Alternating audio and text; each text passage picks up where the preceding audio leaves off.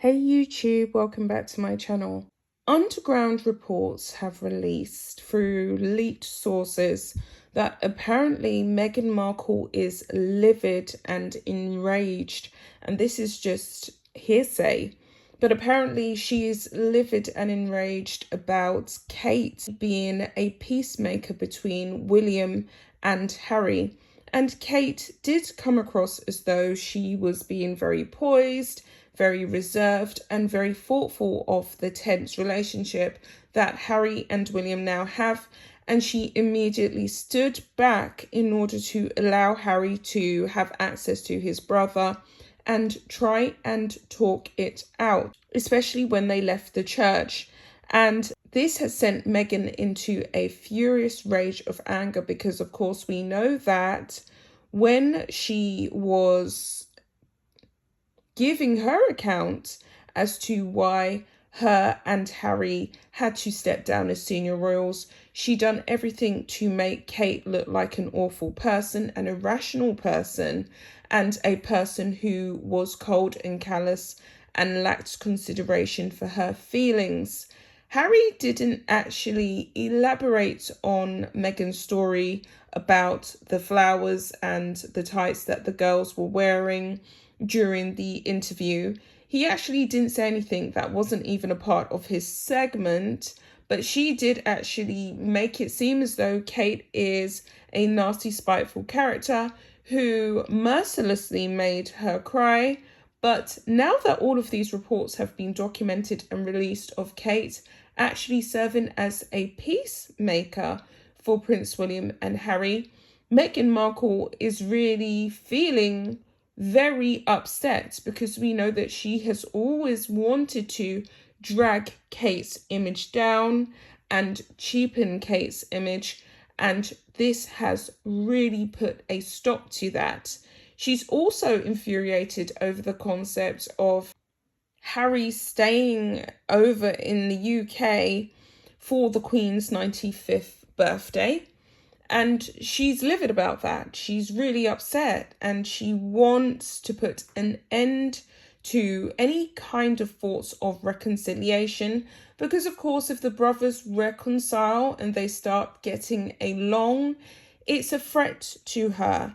And as she has been deemed and dubbed a narcissist in the past, it would threaten her control over Harry and his movements and her husband's thoughts and feelings. And it may even make him reconsider why he's given up so much just to be wed to Meghan, why he's given up his family, his country, his royal position, his prominence and significance in British society, just to run around in Hollywood and make Meghan Markle rich. So this article is by Entertainment Online, and I'm going to get into it. Prince Harry and his brother Prince William got some FaceTime in over the weekend, and it seems we have Kate Middleton to thank for it. As royal expert Katie Nicole tells ET, Kate has served as a peacemaker between the royal brothers. They were very tense as they walked into that chapel, Nicole says, of William and Harry, who reunited at the funeral of their grandfather, Prince Philip, at Windsor Castle on Saturday. As they came out of it, you could see some tension diffused, and I think that was largely down to the Duchess of Cambridge, who made a point of speaking to Harry, and when she did that, you can see them visibly relax. Both William and Harry took part in the procession behind Prince Philip's coffin on the way to St. George's Chapel, but their cousin Peter Phillips was positioned in between them, and that was by a request by William to have that line up. Then, while leaving the event, cameras snapped William, Kate and Harry all walking together before Kate stepped back, giving the brothers some space. It's always been my understanding that behind the scenes, Kate has tried very hard to forge a rapprochement and act as a peacemaker between William and Harry. And we know that Meghan Markle has not wanted any part of that. She's wanted to fracture that relationship from the moment she joined the royal firm. And the only way she could do that is with time and space. Of course, getting Harry to leave his country, move away as far from Kate and William as they possibly could. This all started with them being given a very elaborate apartment, which was not far from the grounds of Kensington Palace, where William and Kate live with their children. She was given Frogmore Cottage. That then wasn't good enough. And then she decided she wanted to be in Canada. That then wasn't good enough. And then they have now landed themselves in Hollywood. But that was strategically done to isolate and control Harry and remove him from his family so she could assume full control. Whereas Kate has always tried to be a bridge. She's always tried to be the glue and extend an olive branch to hold the family together. Kate is all about unity and family and love, and that does really come across, and keeping old traditions alive. And Meghan is all about destruction, recreation, and the new. So you can see whereby the two women are very different. Meghan Markle is about isolation and destroy, and Kate is all about unity. And that really was demonstrated. She could have been upset. She could have been frosty to Harry, because we know that Meghan Markle tried to tarnish and drag her image during the Oprah interview, but she didn't. Nicole goes on to say she loves Harry. She says that she is the sister that he never had. She has been heartbroken to see them fall out.